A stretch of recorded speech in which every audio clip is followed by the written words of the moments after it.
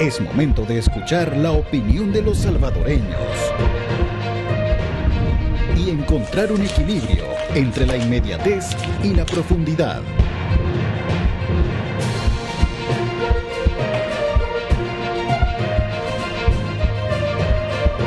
Pulso Ciudadano.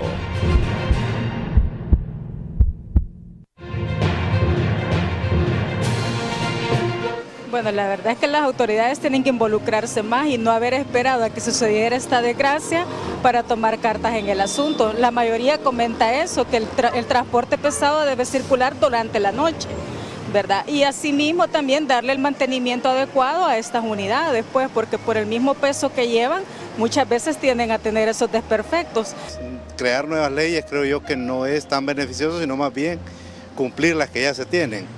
De hecho, ahí podemos ver más adelantito, es un rótulo, ¿verdad?, que dice los horarios que deben de circular. Obviamente pues está puesto, pero no se cumple. Entonces creería yo que más bien ver las autoridades que cumplan la normativa de tránsito, pues. Que los vean en la calle, detener los de tránsito, pues hacer los que cumplan las órdenes, porque aparte que hacen una gran trabazón, ahí andan golpeando los carritos en la hora de tráfico, como son muy grandes, siempre golpean los carros pequeños, como hay demasiado carro.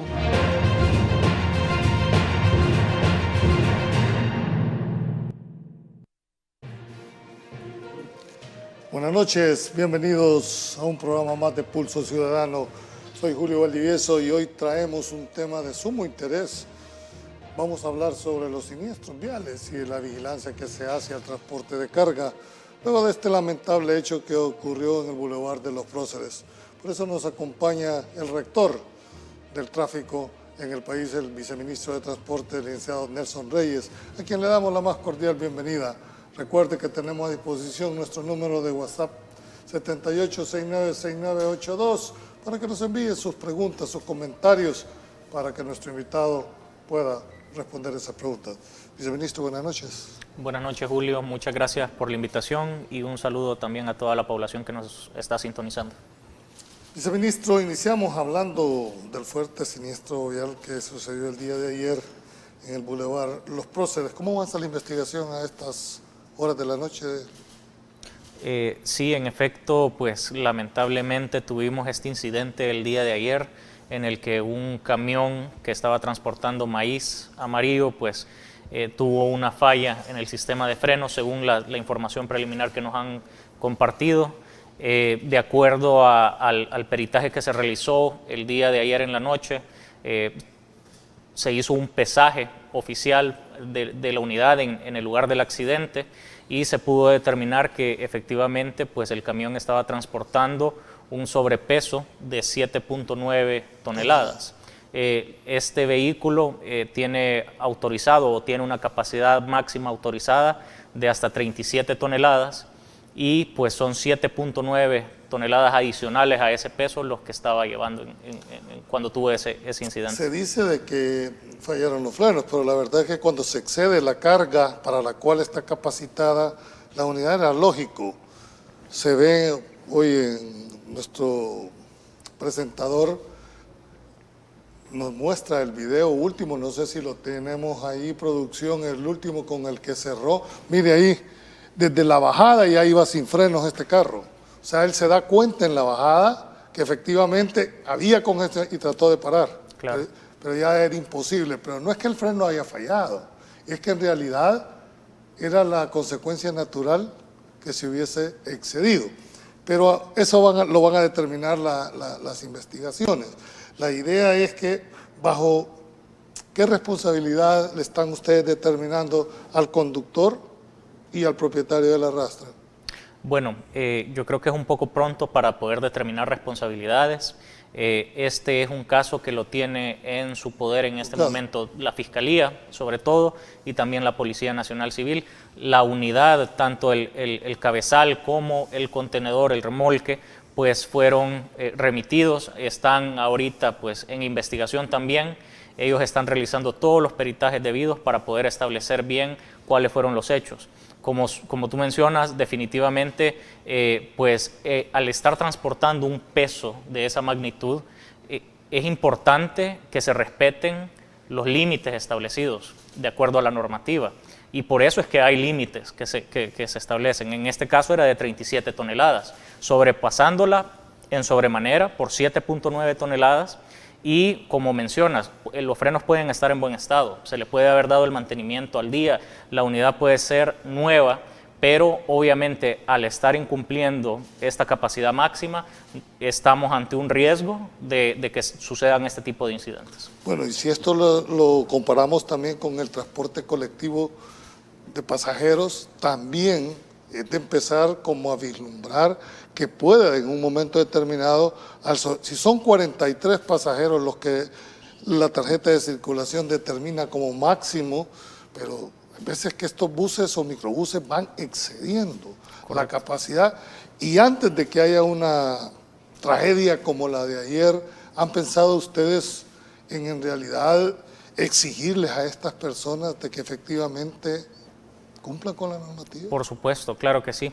Nosotros hemos venido reforzando los controles y hemos venido fortaleciendo también la capacidad fiscalizadora que como Viceministerio de Transporte tenemos. Hemos, como mencionaba, incluso en una entrevista anterior, hemos duplicado la cantidad de gestores disponibles. Recordemos que ellos también pueden imponer sanciones. A partir del año pasado, desde el año pasado lo pueden hacer. Tenemos también inspectores que están atentos ante las denuncias de la ciudadanía y quizás algo importante de mencionar, sabemos que a partir de lo que ha sucedido es importante hacer todos los esfuerzos necesarios por reforzar las medidas y por buscar la manera en que este tipo de incidentes se vean minimizados o eliminados por completo. Porque estos son accidentes, es decir, claro, no, siempre puede ocurrir algún percance. Puede ocurrir. Lo que quería hacerle planteamiento, ¿ha pensado formalmente ustedes como ente rector en prohibir la circulación de este tipo de vehículos entre las 6 de la tarde y las 6 de la mañana? Los que me están escuchando saben que vemos furgones, rastras a las 9, 10, 11 de la mañana repartiendo en el centro de San Salvador, camiones de bebida gaseosa, de agua, estacionados en un solo carril, viceministro. Claro, yo creo que es importante mencionar que hay 4 tipos de restricciones. Está la restricción de circulación, la de estacionarse y la de carga y descarga. Dependiendo de la vía en la que se encuentre el vehículo y la hora en la que se encuentre, es que se aplica también este tipo de restricciones. De acuerdo a las investigaciones que se han estado haciendo también, no se percibe que dadas las resoluciones que estuvieran vigentes para ese momento, la rastra o el camión estaba autorizada para andar. Estaba autorizada, correctamente. La pregunta es, ¿va a modificar el viceministerio el horario en vista que es imposible seguir permitiendo que estos vehículos de esa magnitud circulen? En efecto, se está buscando ya implementar nuevos horarios, sobre todo tratando de proteger aquellas horas en las que mayor cantidad de vehículos particulares y transporte colectivo está circulando por la vía. Esto con el objetivo principal de proteger a la población ante este tipo de incidentes. ¿Han pensado nuevamente en volver a las básculas que se tenían antes, sobre todo, no solo las fijas, sino las básculas móviles, porque además de que dañan la carretera propiamente dicho al excederse de la carga, también ponen en riesgo no solo al que va manejando, sino esta gente no tenía nada que ver, iba en su carril, iba en su cumpliendo la normativa, y tampoco estoy diciendo que el otro lo hizo intencional, se ve claramente que es un accidente, pero sí pudo haber sido previsto el hecho de que llevar casi 10 toneladas en exceso, esto era previsible. Claro. Sobre todo si se combina también con un exceso de velocidad que no ha sido confirmado en realidad, pero que todavía está la investigación en curso.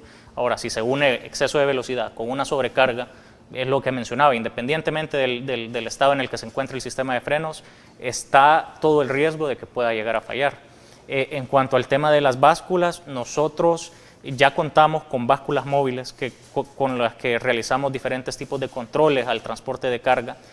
Esto se queda corto todavía, porque también esto depende de contar con talento humano y obviamente pues estar monitoreando 7,000 kilómetros de carretera nacionales y eso sin agregar las calles municipales, pues es complicado mantener personas constantemente vigilantes de que no se transgreda la normativa. Bueno, nos informaban unos usuarios antes de entrar que después de las 6 de la tarde no hay policías, no hay delegados en la noche, que es precisamente también cuando pueden ocurrir. Claro. ¿Por qué no establecer un horario rotativo de fiscalización? Claro, y se hace. En este momento, con el recurso humano que se tiene disponible, se intenta controlar, correcto. Ahora, ¿qué es lo que pasa? Como mencionaba, son 7.000 kilómetros de carreteras nacionales. Entiendo. Imaginemos que necesitamos cubrir esos 7.000 kilómetros y por lo menos cada kilómetro tener un agente, son 7.000. No, es imposible. Es imposible. Entonces esto lo que obliga es a utilizar otro tipo de herramientas, a migrar hacia herramientas tecnológicas, y es precisamente lo que hemos venido trabajando incluso desde el año pasado. Ya hemos platicado incluso aquí, Julio, sobre el sistema de fotomultas, sobre el sistema de semáforos inteligentes. Algo a lo que poco mención se le ha hecho es el tema también de un componente de básculas dinámicas que está incorporado desde ya en el contrato de fotomultas y de semáforos inteligentes. Son 9 básculas que ya van a estar instaladas de forma fija en las principales carreteras de acceso al área metropolitana de San Salvador, y que no va a necesitar que el vehículo pare para poder realizar el pesaje, sino que en movimiento puede determinar. Si se excede, ¿va a tirar alguna señal? Correcto, y cuando detecte que hay un vehículo que en efecto está circulando con un sobrepeso, en automático estaría aplicando la infracción. Nos decían también algunos televidentes, mire, ¿qué pasa si ustedes en el registro respectivo determinan que el camión va con llanta lisa, tiene malos los frenos? Poner la esquela sin dejar de retirar la unidad es como prolongar la agonía, porque le van a poner la esquela, pero el vehículo va a seguir continuando. ¿No es posible retirar ese vehículo de circulación? En efecto, estamos buscando medidas que se puedan realizar en cuanto a esto también. En el caso de decomisar unidades, recordemos que únicamente tiene facultad para eso la policía en este momento, pero se está evaluando si, por ejemplo, también se amplía esa facultad para gestores. Es algo que se ha venido platicando. En el caso específico, como lo vemos para este tipo de accidente que se dio el día de ayer, pues lo que establece la ley es que si se llega a determinar algún tipo de sobrepeso en una de las unidades de transporte de carga, no se puede dejar circular a la unidad y tiene que llegar un transbordo, una distribución de la carga en otro vehículo. Entonces, eso es lo que establece la normativa, y eso es también a lo que nosotros como autoridad también le tenemos que apuntar a reforzar. ¿Considera, actual viceministro, que la actual normativa le da suficientes y que el problema del país es problema de ley o es problema de aplicación? Sobre todo es un problema de aplicación. Sobre todo un problema de aplicación cuando lo vemos en términos generales. Pero hay que reconocer también que pues, la normativa a lo largo del tiempo también puede llegar a quedarse corta, y esto pasa con cualquier tipo de normativa. Y en el caso específico de transporte de carga, yo sí creo que hace falta pues parte de lo que se ha venido trabajando en las reformas, el tema de la imposición de esquelas, sobre todo para este tema de pesos. Ya en esta nueva reforma se incorpora un tema de una multa escalonada que no se limite, porque hablamos de una multa muy grave en caso de que se presente un sobrepeso. Actualmente, pues si se hubiera detectado este camión, por ejemplo, con un sobrepeso, se le estaría aplicando una multa de 57,14. Para la tragedia que ha ocurrido. No es nada. No es nada, en realidad. Es irrisorio el tema. Completamente, y es algo que se tiene que cambiar por completo. Entonces, uno de los... Mire ahí, mire esas llantas, efectivamente, no sé si producción puede volverla a poner. Eso es imposible que todavía lo sigamos viendo. Y efectivamente el delegado cumple con la función y le pone la multa. Y cuando usted ve, efectivamente, esto no puede suceder en el país. Claro. Aquí no se trata de ricos o de pobres, sino se trata efectivamente de que esté en riesgo un montón de personas que no tienen ni arte ni parte en un accidente. Claro. ¿Verdad? Ese camión es posible hoy por hoy solo ponerle la esquela. Mire el tipo de llanta. Sí, correcto. Esto lo que debería de aplicar es que en realidad no se le debería de dejar circular. Pero hoy por hoy está amarrado, no tiene esa facultad. Correcto. ¿Ha pensado en Definitivamente que es una de las opciones que se está buscando. Sabemos que hay que reforzar este tipo de restricciones, sobre todo porque estamos hablando de vidas humanas aquí. Créame que lo entiendo, viceministro, perfectamente. Creo que la idea es apoyar el tema, ser propositivos estos programas, en el sentido, porque es cierto, no tiene la capacidad para tener un policía cada kilómetro. Donde yo sí creo aquí es la responsabilidad del propietario de la unidad. Claro. Porque él sí no puede alegar ignorancia. Claro. Sabía que iba con sobrepeso y sin embargo lo hizo. ¿Va a haber responsabilidad para el propietario? Sobre todo ese es uno de los principales cambios que va en esta reforma, es el tema de a quién se le aplican las multas. Hace ya unas cuantas semanas veíamos el video de uno de los conductores de uno de estos cabezales que decía, miren, me están aplicando la multa a mí, cuando es el propietario del vehículo quien yo le he dicho, no le ha dado mantenimiento, no ha puesto los implementos de seguridad, no tiene las llantas, no le ha comprado las llantas y las tiene lisas. Entonces, dentro de los cambios que se están estableciendo en la reforma, va el tema de cualquier cosa que sea conductual, va la multa... Lógicamente al que maneja. Al que maneja. Pero si la multa está relacionada con el estado en el que se encuentra la unidad, va al propietario. Va a la placa. Bien, tengo que ir a un corte comercial. Cuando regresemos vamos a ver cuál es el balance de estos. Tuvimos que lamentar, pero en la segunda etapa vamos a decir a uno de nuestros invitados que lo tuvimos aquí, falleció el día de ayer. Ya volvemos.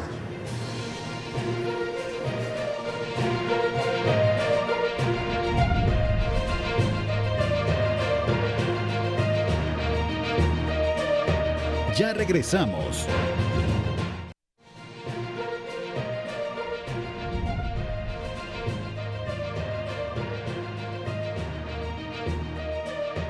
Continuamos.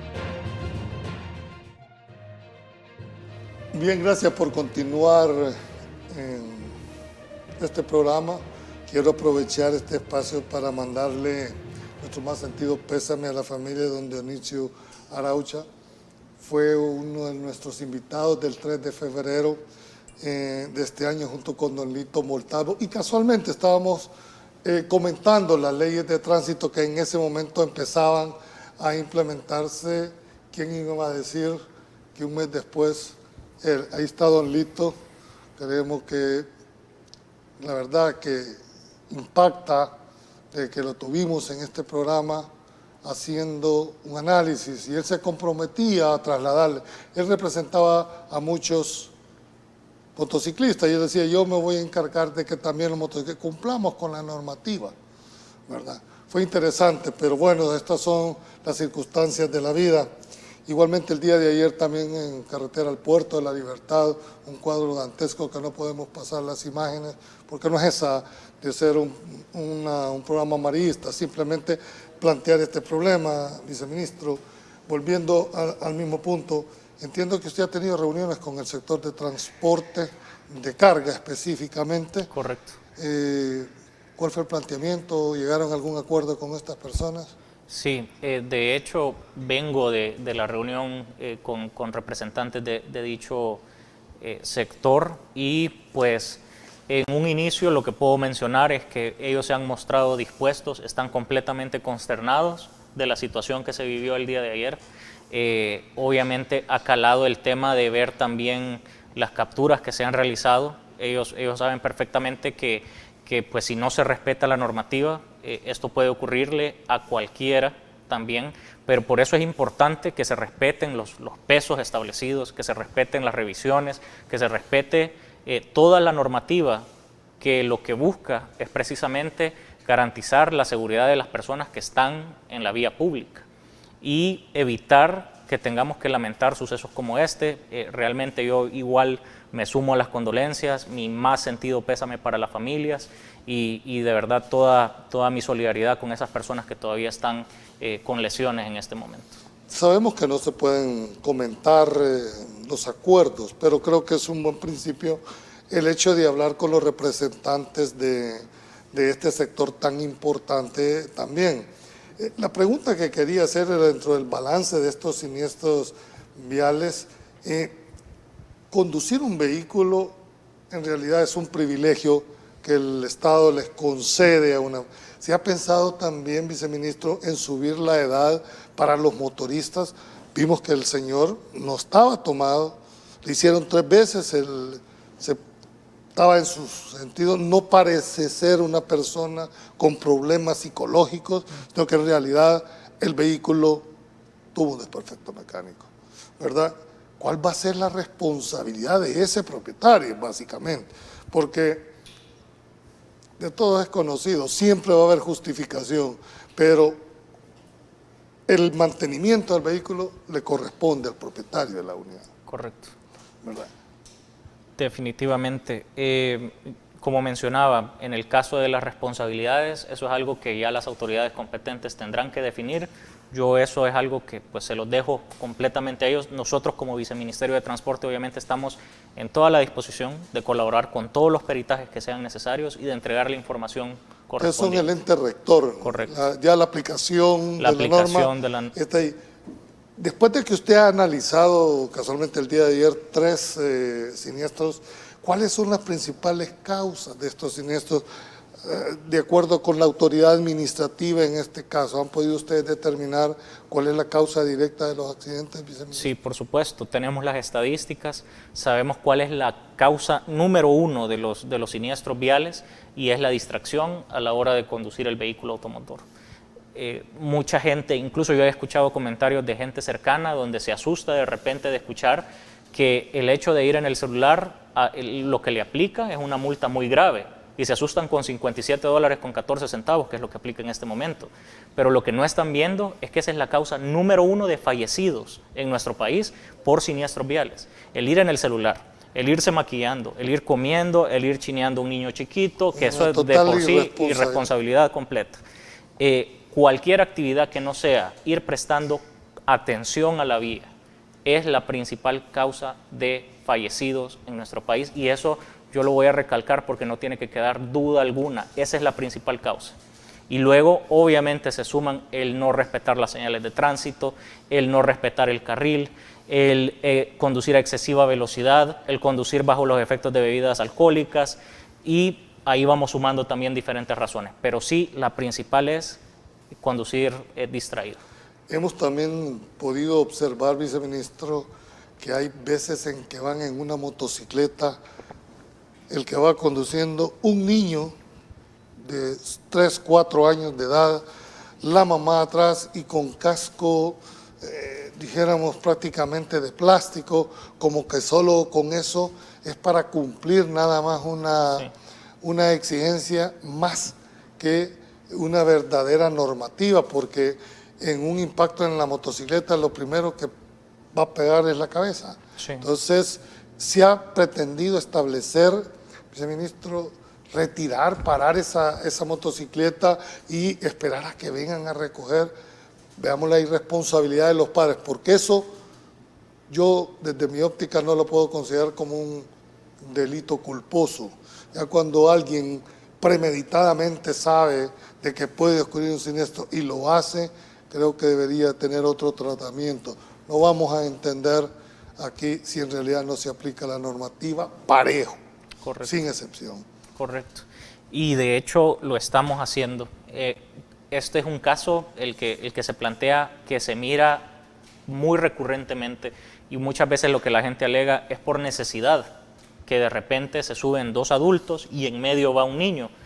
Con suerte lleva algún casco de plástico el niño, pero veíamos, por ejemplo, el día de ahora, en la mañana, estábamos realizando uno de los controles, específicamente al transporte de carga, ahí en el sector de Comalapa, y ocurrió un accidente leve, pero iba precisamente esto, 2 adultos y un menor muy pequeño, le calcularé que se llevó unos 5 años, y pues sabemos que la gente necesita moverse, sabemos que hay una necesidad, y duele de repente ver personas que puede ser que sean de escasos recursos, que se les está aplicando una sanción por estar realizando esas prácticas imprudentes e irresponsables, pero duele todavía más el no implementar las sanciones y permitir que se siga cometiendo estos actos irresponsables y lamentar sobre todo, por ejemplo, con vidas de niños que pues son los más inocentes también en ese caso.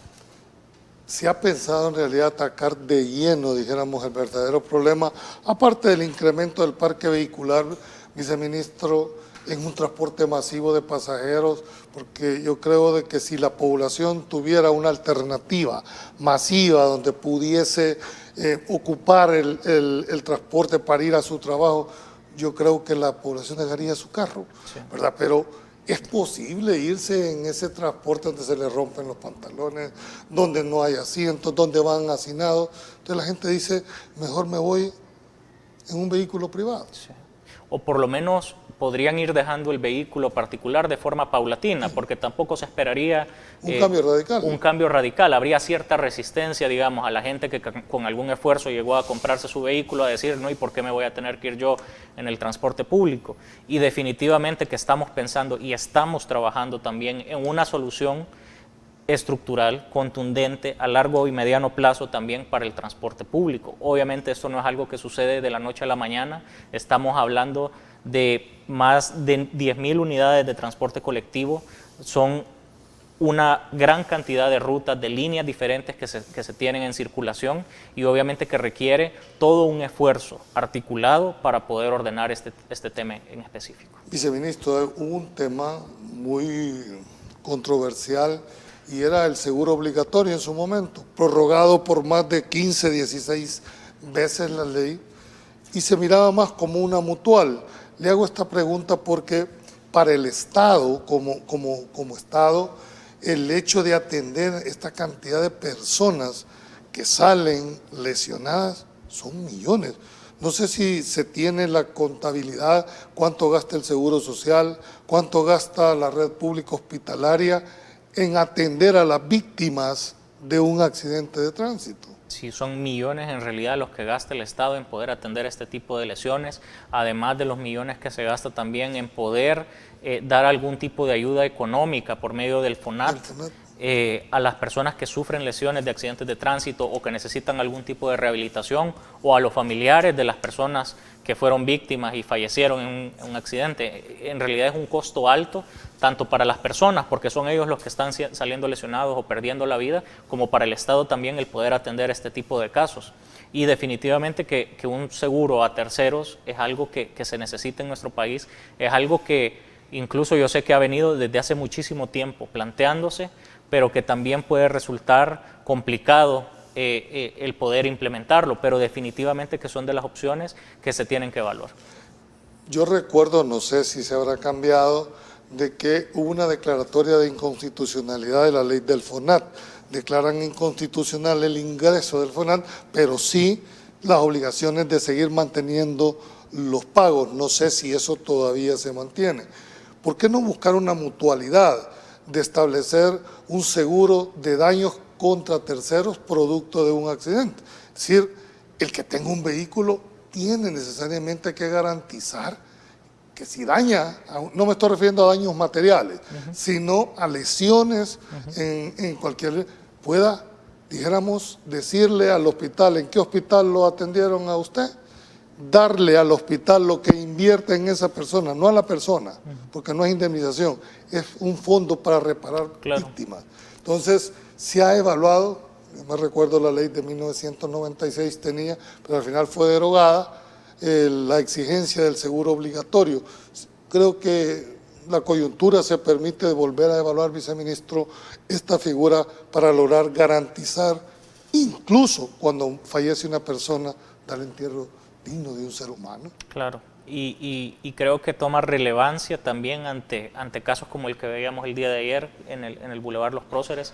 Es completamente válido el considerar este tipo de elementos y sobre todo por lo mismo que se menciona, el conducir un vehículo automotor no es un derecho, es un privilegio primero y es una gran responsabilidad también. El no conducirlo de manera adecuada hace que ese vehículo se convierta en un arma potencialmente.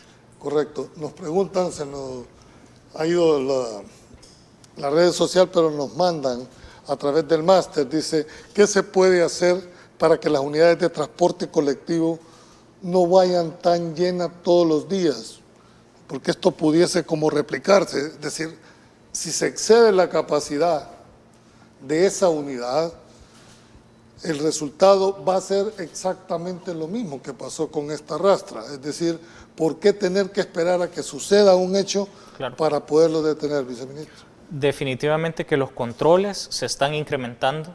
El hecho de haber duplicado gestores no es fortuito, es precisamente para incrementar los ojos en la calle y poder tener un brazo fiscalizador también.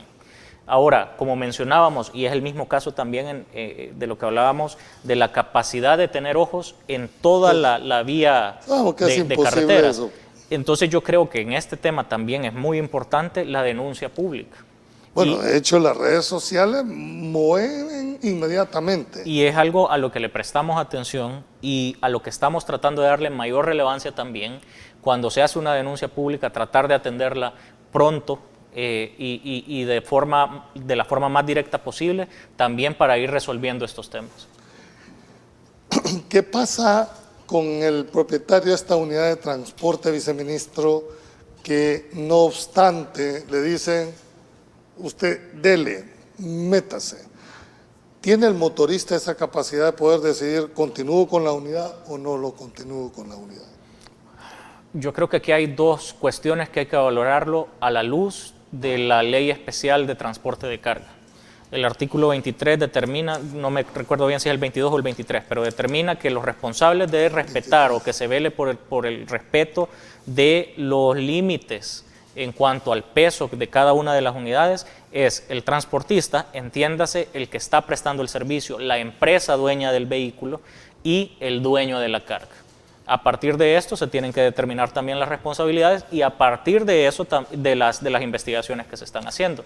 Luego tenemos también el artículo 33, me parece, o 32, ahí es donde creo que los estoy confundiendo, que determina que el conductor del vehículo está obligado, sin necesidad de un previo requerimiento, el pasar por las básculas de pesaje que estén en su recorrido para poder determinar precisamente esto. Nos decían que no sabemos si está en vigencia o no la ley del FONAT, porque la primera recomendación que uno les decía antes a las personas, mire, si tienen un accidente, váyanse, porque ustedes se quedan, los van a detener.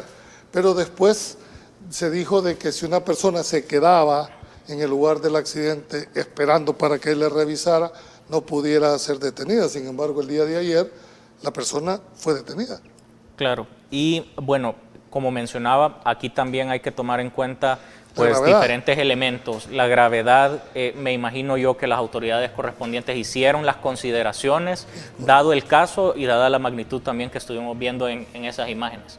Bien, tengo que ir a un corte comercial. Cuando regresemos, quiero cerrar esta entrevista. ¿Cómo se está preparando el Viceministerio de Transporte para hoy, para las vacaciones de Semana Santa?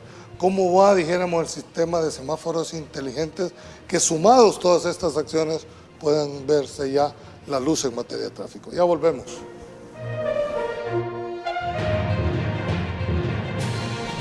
Ya se han detenido pues una serie de camiones que se encuentran atrás mío, atrás incluso ya se encuentran otros que por su cuenta se detuvieron, pues sabían que estaba este control instalado en este momento. Nosotros en este momento estamos desplegando a todo nuestro brazo fiscalizador, estamos desplegando a nuestros gestores, a nuestros inspectores para garantizar que en efecto se estén cumpliendo con los horarios. Obviamente si tomamos en cuenta solamente las carreteras nacionales, estamos hablando de más de 7,000 kilómetros, eso sin agregar pues las vías municipales. Por lo tanto, se vuelve necesario el implementar tecnología para ayudar con esta labor de verificación, con la labor de reforzar la normativa de tránsito.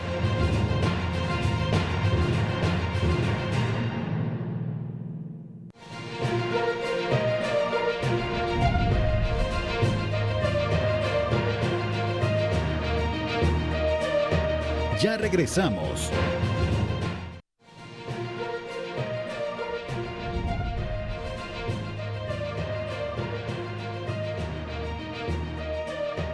Continuamos.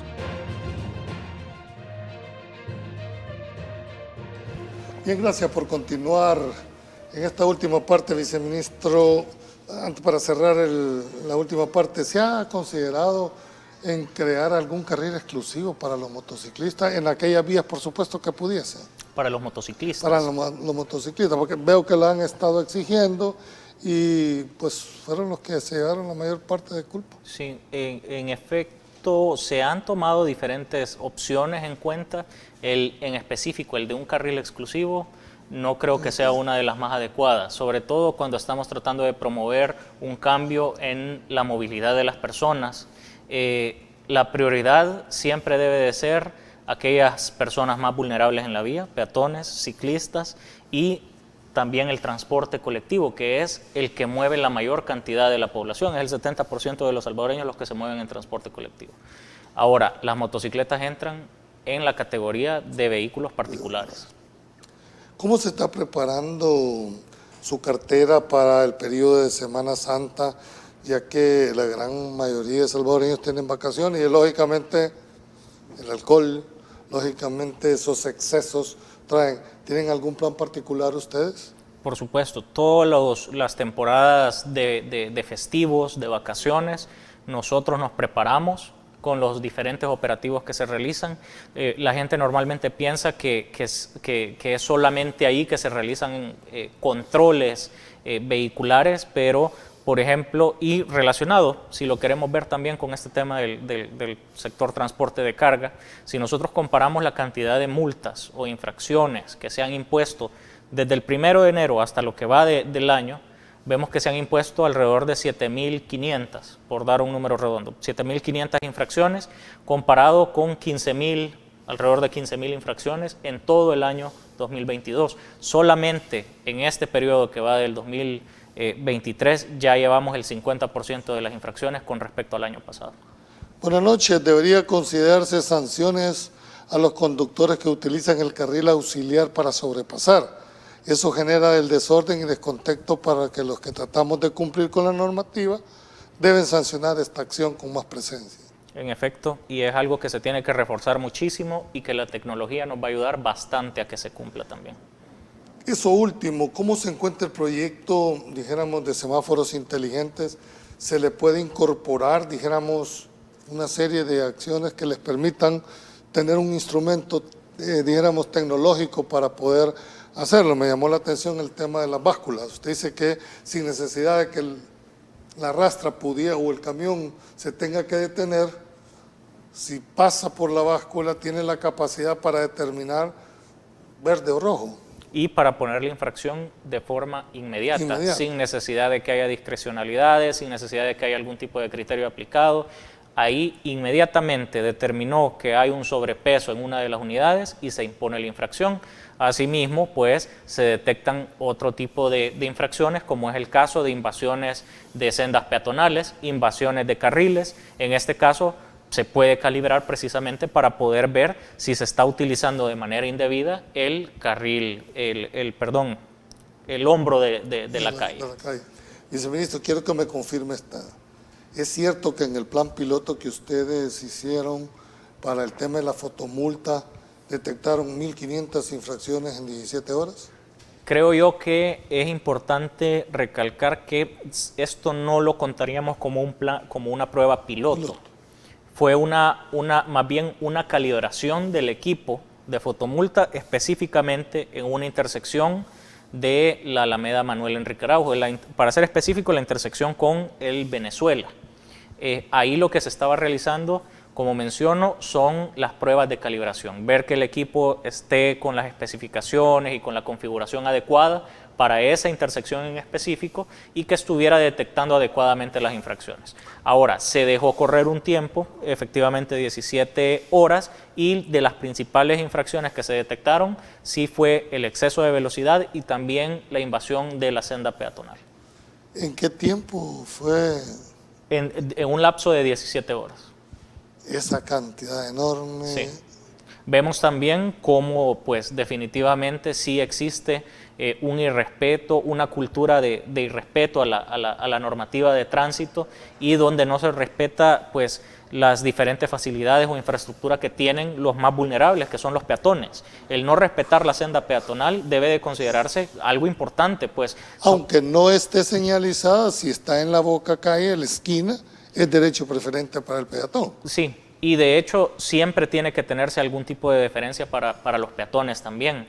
Tienen derecho de preferente de paso. Correcto, ellos son los usuarios prioritarios de la vía pública. Buenas noches, don Julio, y a tu invitado. Le saluda el ingeniero Jim Vázquez. Pregunta, ¿y con los buceros o empresarios del transporte público que llevan las unidades a reventar con llantas lisas, con claras y evidentes deterioro de la unidad, qué opinión le merece? ¿Qué cree? ¿Que las esquelas los harán cambiar?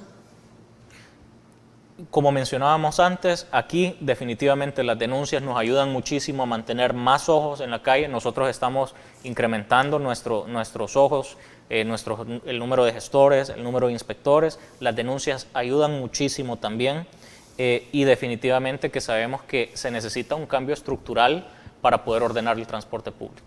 Buenas noches, don Julio. Pregúntele al señor viceministro si tiene conocimiento que en la frontera del país siempre han ingresado con sobrepeso los camiones naranjeros y sandilleros, camiones de dos, es decir, ejes, y que ingresan hasta doblados en su capacidad. Ahora, uno de los temas también que se ha visto cuando se quiere, en ocasiones anteriores, cuando se quiere imponer controles en aduanas o en fronteras, para decirlo propiamente, es que los camiones se quedan parqueados cerca de la frontera y no pasa. Incluso se ha visto ocasiones en donde si miran que el control se extiende demasiado tiempo, entonces lo que hacen ya es amenazar con un cierre de fronteras. Ahora, lo que viene a ayudar también el tema de las básculas que yo mencionaba es que no van a estar aplicadas en las entradas y salidas del país, van a estar incorporadas en el interior del país y para poder transitar en el país tienen que pasar obligatoriamente por ellas. Van a estar instaladas de forma fija, sin necesidad. Si van cumpliendo con la ley, ¿cuál es el problema? Correcto, correcto. Dice, ¿por qué el Viceministerio de Transporte no conforma una oficina para requerir anualmente la revisión o mantenimiento del vehículo? Ahora, ¿por qué no se hace obligatorio que todos los trailers que transportan caña pesada trabajen durante horas nocturnas? Bueno, yo entiendo dos preguntas. ¿Van a implementar las revisiones técnicas vehiculares? Sí, es uno de los temas que se tiene que implementar definitivamente. No hay vuelta de hoja, de verdad. No hay vuelta de hoja. Y van a obligar a que se transporte toda la carga de noche. Bueno, México es el ejemplo típico. México transporta toda su mercadería de noche. Uno no se puede imaginar los transportistas en México circulando en la mañana. ¿Se ha logrado visualizar eso? Es una de las opciones que se tiene. Obviamente no es tan sencillo considerando la configuración que tiene nuestra área metropolitana. Recordemos también que de alguna manera hemos tenido fallas en cuanto al diseño urbanístico de nuestra ciudad. Tenemos zonas industriales que están incrustadas dentro o rodeadas de zonas residenciales, lo que complica también esa logística. Se requiere de un plan un poco más también viéndolo de país, la implementación de terminales de carga que permitan que estas unidades pesadas de transporte de carga pues puedan llegar a un punto específico, descargar y luego distribuir la carga por medio de unidades más pequeñas, pero definitivamente que se está evaluando en este momento la ampliación de los horarios para, sobre todo en las horas pico, que es donde más afluencia de vehículos hay, donde más personas hay circulando en la calle, tanto para protegerlos como también como una manera de aliviar también un poco el tema del tráfico. Uno de los argumentos que tenía en su momento el transporte era el tema de seguridad. Decía, miren, no podemos hacer esto en la noche por el tema de seguridad, nos pueden asaltar, nos pueden, dijéramos, extorsionar si vamos en la noche. Pero este argumento creo que ya no es válido. ¿Ha salido en la mesa de negociación el argumento de seguridad? Es un elemento que siempre está presente en la mesa. Incluso es un cambio que realmente, yo sé que no suena sencillo el decir, nosotros como salvadoreños, el poder decir, no tenemos homicidios, hay días con 0 homicidios, hemos reducido la tasa a estos porcentajes tan mínimos, pero incluso tiene implicaciones más allá que uno no las ve a simple vista también, como es el hecho de que nosotros como Viceministerio de Transporte, ahora nuestros inspectores, nuestros gestores, con mayor tranquilidad o con total tranquilidad, pueden subirse a una unidad de transporte colectivo sin el miedo de que los van a extorsionar, que los van a amenazar de muerte y poder imponer las sanciones correspondientes de acuerdo a las faltas que se estén cometiendo. Viceministro, el tema de los semáforos este plan piloto, dijéramos, que ustedes llevaron, pretenden ampliarlos a otras zonas del país o a otros lugares de San Salvador? En efecto, es algo que se está pensando inicialmente para el área metropolitana, la totalidad del área metropolitana de San Salvador, pero dentro del contrato hay un componente que es la canalización de fibra óptica, que es lo que va a servir para poder conectar los semáforos con el centro de monitoreo, fotomultas con su respectivo centro de monitoreo. Toda la conectividad. Toda la conectividad, son 77 kilómetros de fibra óptica que están incluidos en este contrato. Ahora, parte de esta fibra óptica, a pesar de que no vamos a tener en este momento equipo, digamos, en Santa Ana, en San Miguel, parte de esa fibra óptica sí va a ser instalada en esas cabeceras, precisamente pensando a futuro, que es ahí donde se va a necesitar. No quiero cerrar sin esto. Muchos nos han estado llamando que cuál ha sido la evaluación de los carriles reversibles, porque dicen, miren, está bien, pueden tener 10 carriles a lo ancho, pero van a llegar a un embudo. ¿No es trasladar el problema de un lugar a otro? Hay situaciones específicas que hay que ver carril por carril, y hay unos que son más complicados que otros en términos operacionales. Obviamente, si el carril reversible termina empalmando en un embudo, lo que se intenta hacer también con la ayuda de los gestores, y lo podemos ver en el Boulevard Constitución, que se han puesto también a dar dobles tiempos en los semáforos y tratando de agilizar ese flujo que viene de esa vía principal en todas las intersecciones hasta llegar al Salvador del Mundo. Esto nos ha funcionado bastante bien. Y obviamente siempre hay gente que se puede ver afectada por los carriles reversibles, esto es entendible, lo reconocemos, pero también hay que ver el punto de que se está queriendo beneficiar a la gran mayoría de las personas que circulan por esa vía. Y finalmente, ¿cómo aborda usted el tema de los delegados? Porque estas personas se ven sometidas a una presión, no solo de trabajo, presiones con el público, condiciones climáticas, sol todo el día. ¿Cuál es el nivel que tienen ustedes de atención a su gente? De los gestores. De los gestores de tránsito. Definitivamente. Porque son personas que hay que en realidad aplaudirles, es decir, están haciendo un trabajo más allá de lo que podría ser. Por supuesto, e incluso es una labor que muchas veces no es bien agradecida por el público, o sea, no entienden que ellos están ahí de sol a sol en diferentes tipos de situaciones muy complicadas en la calle. Mi mayor agradecimiento para nuestros gestores, para nuestros inspectores, definitivamente que son personas a las que merecemos ponerle total atención para que estén de la mejor manera posible. Bien, muchas gracias, viceministro, por aceptar. Yo sé que no es fácil estar en esa silla en este momento, sobre todo cuando suceden este tipo de situaciones. Y a usted, amigo televidente, recordarle, en la medida en que todos cumplamos con la normativa, en esa medida vamos a empezar a educarnos. Creo que el problema del país está en nosotros mismos resolverlo. No se vale que tengamos doble comportamiento fuera del país y cuando estamos en El Salvador tenemos otro comportamiento.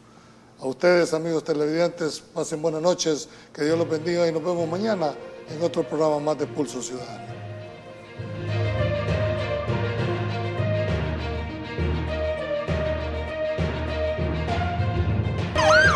Diversas reacciones ha generado el fuerte siniestro vial que ocurrió en el Boulevard Los Próceres, que hasta el momento ha dejado 2 personas fallecidas y varios lesionados. El vicerrector de la Universidad Luterana, Dagoberto Gutiérrez, dijo que estos escenarios tienen que ver con el estado psicológico de las personas. Sin embargo, es del criterio que el Estado debe adoptar otras políticas para frenar este tipo de accidentes. El Estado es el que le hace al mercado las carreteras, los puentes, los pasos a doble nivel y le pone a los manejadores darle vuelta a eso y poner al mercado al servicio del Estado y de la sociedad. De eso se trata. Por su parte, el abogado y criminalista Misael Rivas señala que deben de realizarse las investigaciones pertinentes para determinar responsabilidades. Que algo sucedió con el señor conductor, con el vehículo, pero eso es lo más sencillo. ¿Qué pasa, por ejemplo, si este señor sí tuvo un desmayo, sí tuvo algo que lo hizo que él no reaccionara? Porque eso es lo que hay que investigar. Hay que ver si él fue que por cobardía de él no logró o no quiso hacer la detención del vehículo contra algo. Desde el punto de vista psicológico, existen traumas después de estos hechos. Por eso se debe de acudir con los expertos. Otro fenómeno que ocurre, del que muy poco se habla, se conoce como el efecto de postconmoción cerebral. Puede perdurar un par de meses, puede generar ansiedad, algunos síntomas físicos como visión borrosa, mareos, náuseas, desgano. Las autoridades se han comprometido a determinar con las investigaciones qué fue lo que originó este hecho y castigar a los responsables.